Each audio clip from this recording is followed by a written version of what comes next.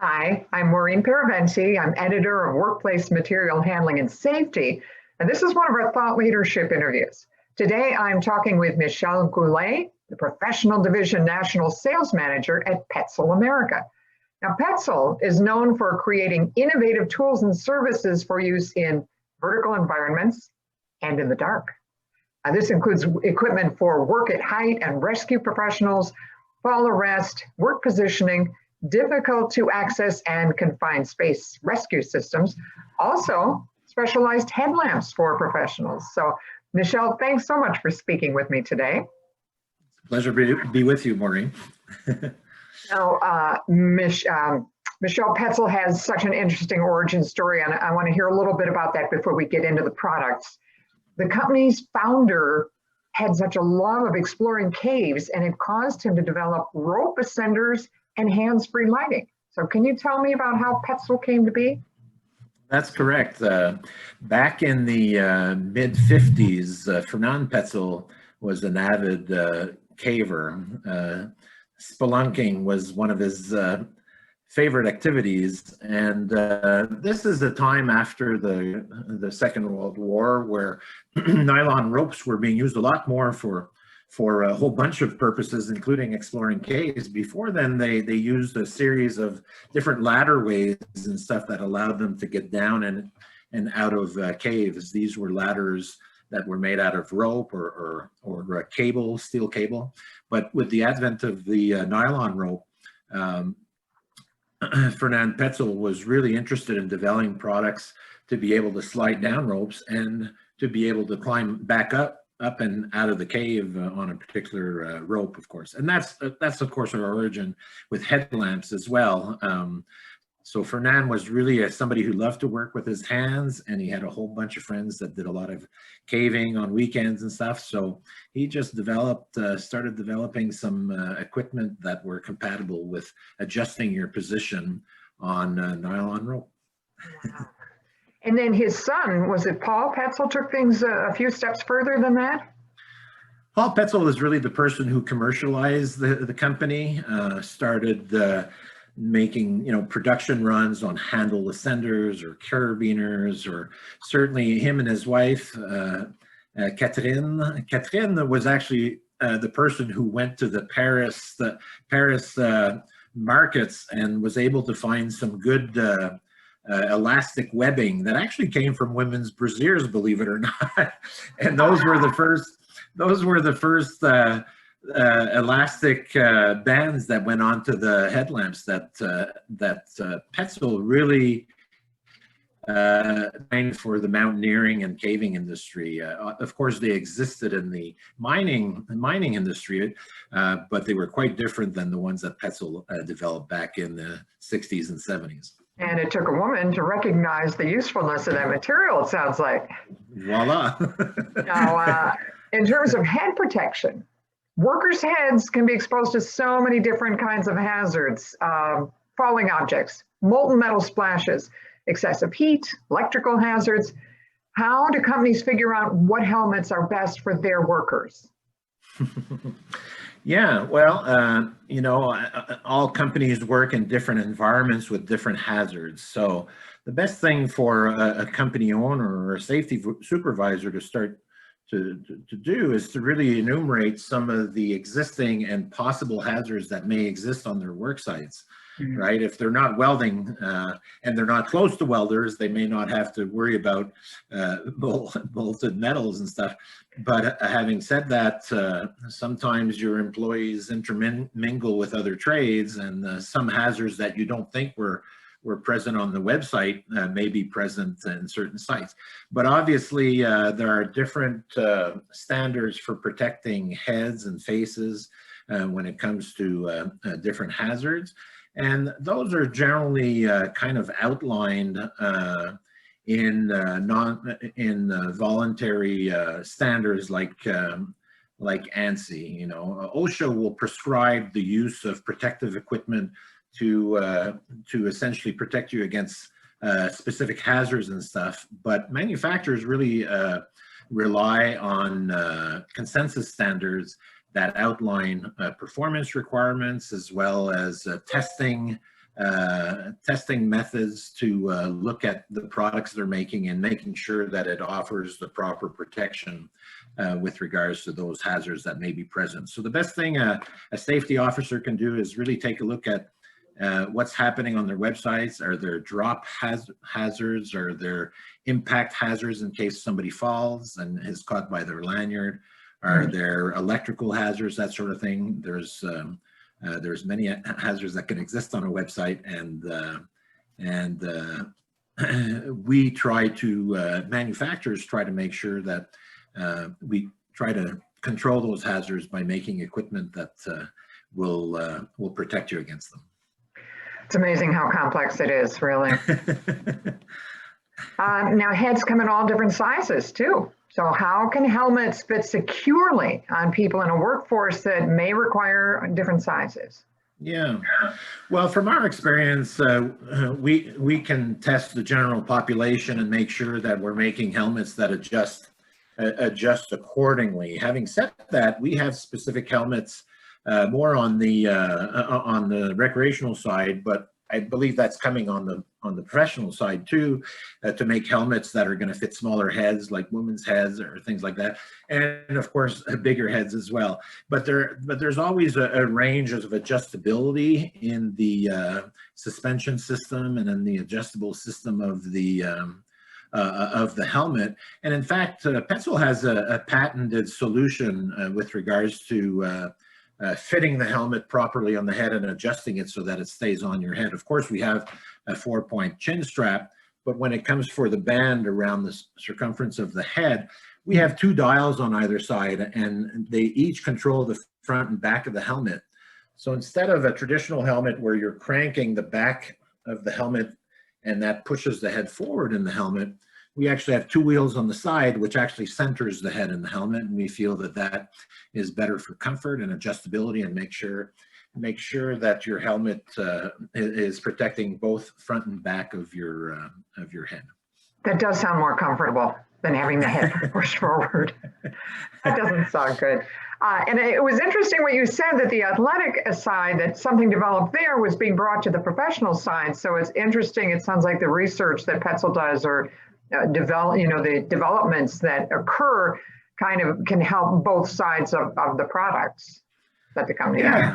Yeah, I think the first thing that people noticed about our brand is that our equipment tends to be much lighter than more traditional harnesses or other products on the market. And of course, when you're climbing up mountains and stuff, you don't want very heavy equipment to be with you on your 3 or 4 day climb or that's the way I always feel.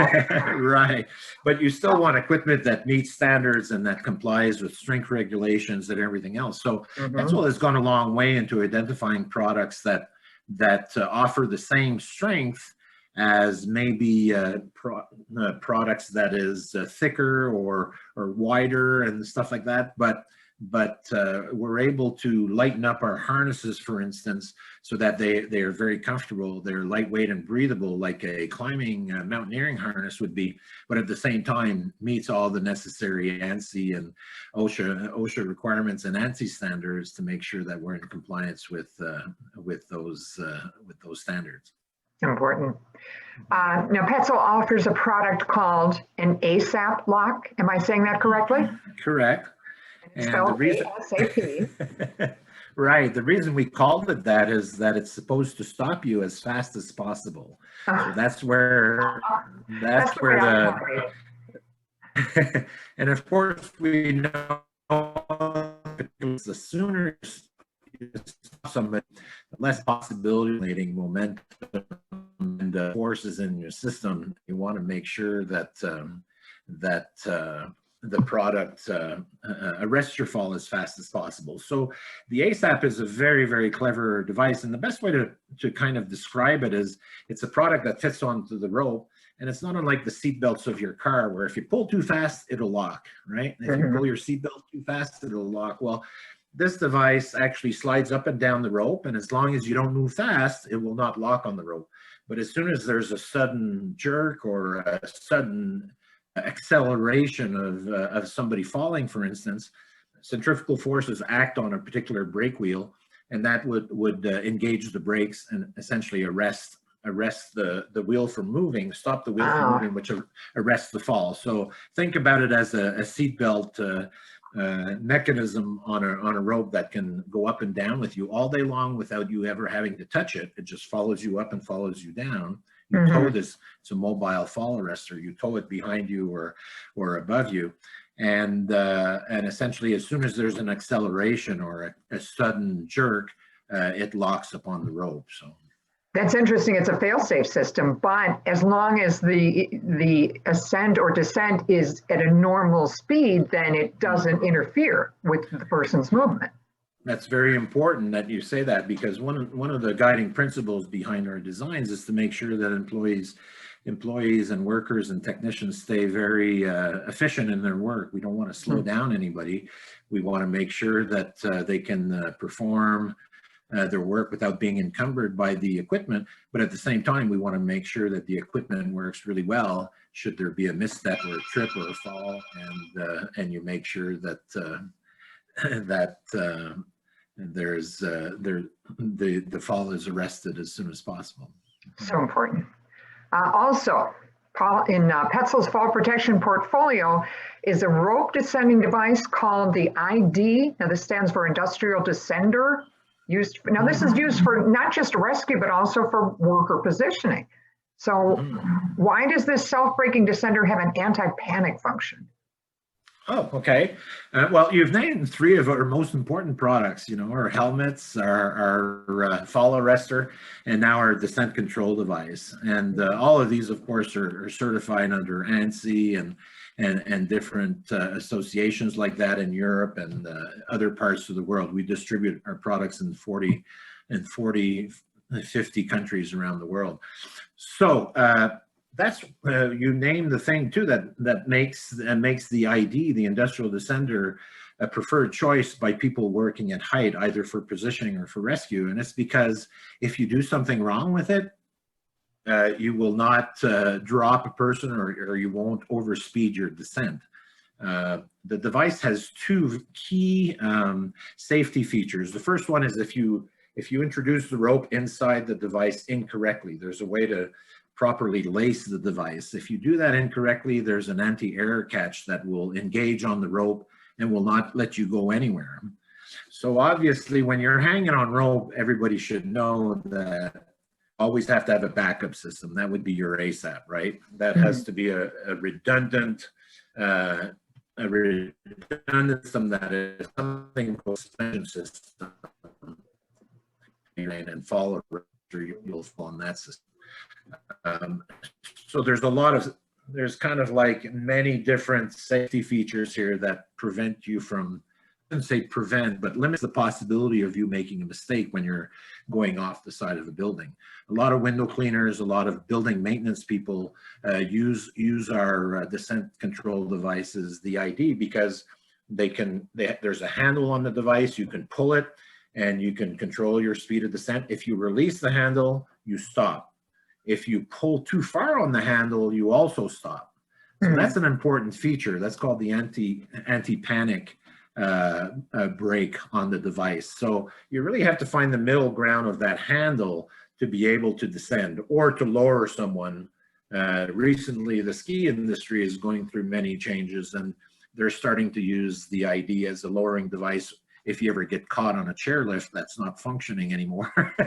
Wow. So you can see the different applications of this particular device, and you can see the safety features that we built into it too, to make sure that on that day where everybody's panicking and everything, should the rescuer or the person to evacuate somebody make a mistake, which can happen, the device offers a few safeguards so that disaster doesn't happen when you're lowering somebody, or if you're rappelling down the side of a building or a cliff or that sort of thing. That is good to hear. I think mistakes would be so easy to make in a situation like that. I have myself written so many stories about incidents of falls and from work at height situations, and it's a difficult workplace safety problem, and it's good to know that there is an anti-panic brake on the ID. Now, Petzl Solutions know-how is disseminated by Petzl Technical Institutes and Petzl Technical Partners. How does all that work? Well, you have to remember that we're a manufacturer, and we don't sell normally directly to the end users. We sell through a dealer network throughout the world. Throughout Petzl America, where I work in Salt Lake City, we distribute to both Canada and the U.S. markets. So we have dealers there that sell our products, and we provide them with an enormous amount of information on our websites and technical information with each product that we sell. So our dealers have a certain amount of responsibility to make sure that the product is sold with instruction for use, and there could be some accompanying videos and that sort of thing. So that's one front. The other front is our Petzl Technical Institute. This is a big training center we have at our headquarters in Salt Lake. They've got 60-foot ceilings, a whole bunch of confined spaces and vertical structures that we can bring both dealers as well as training organizations. We can bring them in-house and train them on how to use Petzl products the way we would want them to train their customers on how to do that. So we now, the Petzl Technical Institute is a gathering place for experts in different fields that we serve. We serve many, many different markets, anything from wind turbine technicians to cell tower technicians to theatrical people, anybody who you can imagine who work at height and may need positioning equipment as well as fall arrest equipment or rescue equipment. Whenever you have fall protection equipment on site, you should have a rescue plan and make sure that you have the equipment there ready to use should somebody need it. The Petzl Technical Institute is really a place where we share information with our customers who happen to be both dealers and trainers. Now, Petzl just created a new program called Petzl Technical Partners, and what we've done there is we've partnered with leading training organizations throughout North America and make sure that essentially we can recommend them when people call us and say, oh, we'd like to learn how to use the ASAP or the ID. Well, he said, where are you located? And there may be somebody in Chattanooga, Tennessee who run a training organization who's received our endorsement as a training organization, and you can go out and get training from them to avoid having to cross the country and spend a lot of money on coming to Utah to get trained. So it's a network of training organizations which we've been able to talk and train their instructors on how our products should be used in the marketplace so that they can be used as safe as possible. Now that certainly sounds like it enhances convenience. Yeah, you know, I mean, there's no sense in creating great solutions for the market if people aren't reading the instructions or getting proper training from people who has spent a little bit of time working with the product, working with the manufacturer to make sure that they understand the do's and don'ts of that product, and that people can be as safe as possible and always go home at the end of the day. And that's the goal. That is our time for today. I've been talking with Michel Goulet, the Professional Division National Sales Manager at Petzl America. If you'd like to learn more about Petzl, you can go to their website. It's www.petzl.com, and that's spelled P-E-T-Z-L. Michel, thank you very much for taking time out of your busy day to answer my questions. It's a pleasure, Maureen. Thanks for having me.